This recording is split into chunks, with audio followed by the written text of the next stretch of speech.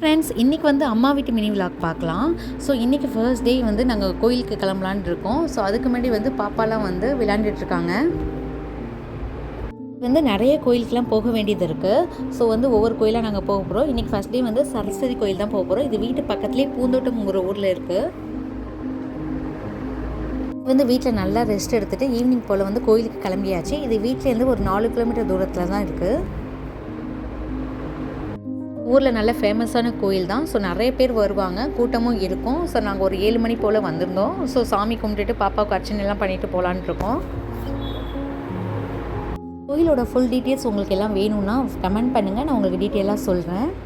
So கண்டிப்பாக வந்து இந்த கோயிலுக்கு நீங்கள் போய் பாருங்கள், ரொம்ப நல்லாயிருக்கும். ஸோ கோயிலில் வந்து அர்ச்சனைலாம் பண்ணி முடிச்சுட்டு வந்து நெல் வச்சுருந்தாங்க. அதில் பாப்பா 2 பேருமே வந்து எழுதுனாங்க. ஸோ எழுதிட்டு முடிச்சுட்டு நாங்கள் வீட்டுக்கு வந்து ரிட்டர்ன் வந்துட்டோம். ஸோ நாளைக்கு வேறு ஒரு மினி விலாக் உங்களை மீட் பண்ணுறேன். பாய்.